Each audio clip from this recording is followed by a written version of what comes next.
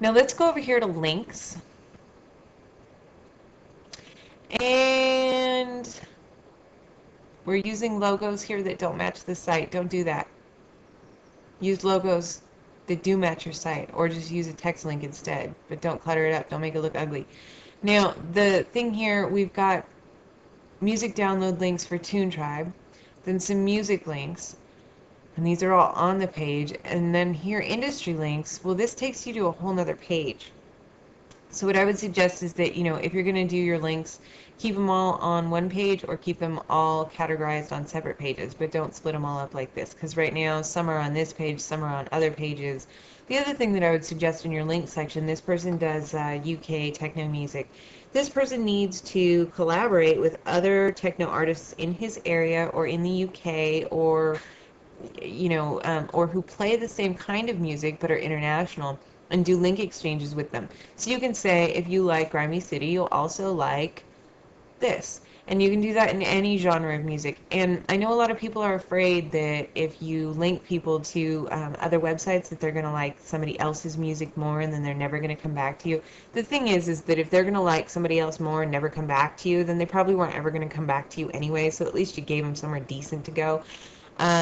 Plus, people like all kinds of music and people like all kinds of artists. Nobody's married to one particular artist and never listens to anybody else. So if you can provide people with, 3 artists in your genre, guys, you need to find other artists in your musical genre and trade links with them. Now, my overall thoughts on this site, I'm not sure what the goal is here. And it's really important that a webmaster be very clear on what he wants to happen when people go to his page.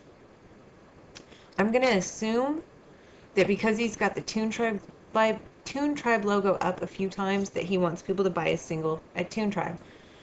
Now, spell it out to people. Make it very clear to them. What you have to do is you have to take people and lead them where you want them to go. So you need to have one single goal that you want people to do, and everything in your site needs to lead to that goal.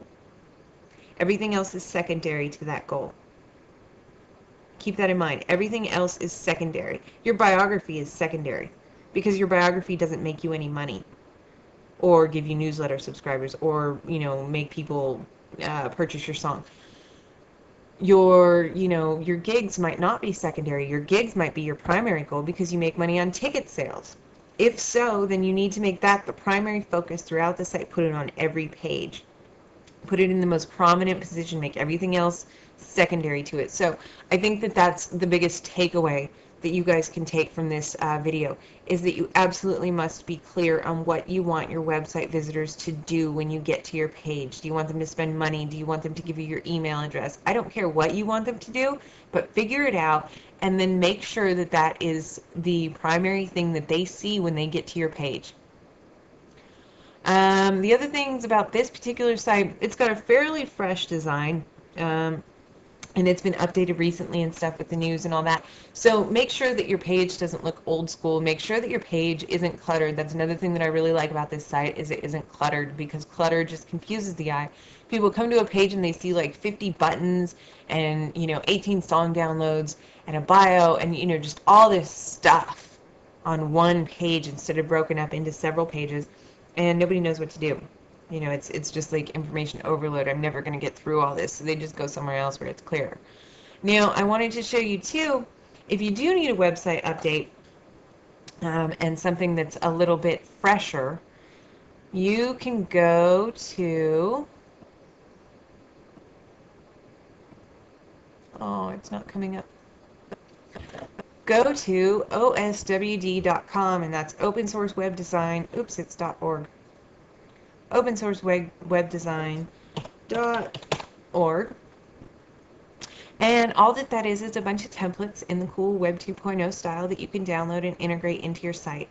And it'll get there in a second, and you can take a look at the kind of stuff that they have. It's completely free, and I highly suggest it if you do need an updated look to your site, because there's way too many ugly old websites floating around out there. So everybody should be updating their websites so that they look pretty.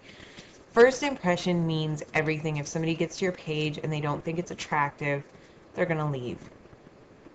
And I know it's sad and you want them to listen to your music first before they leave and all that kind of stuff. Make a pretty page and they will listen to your stuff. Also, when you do your music page that has, you know, a lot of different songs on it, first of all, this guy, like I talked about, does a really good job of categorizing it and describing it, and that's very, very important. Um, but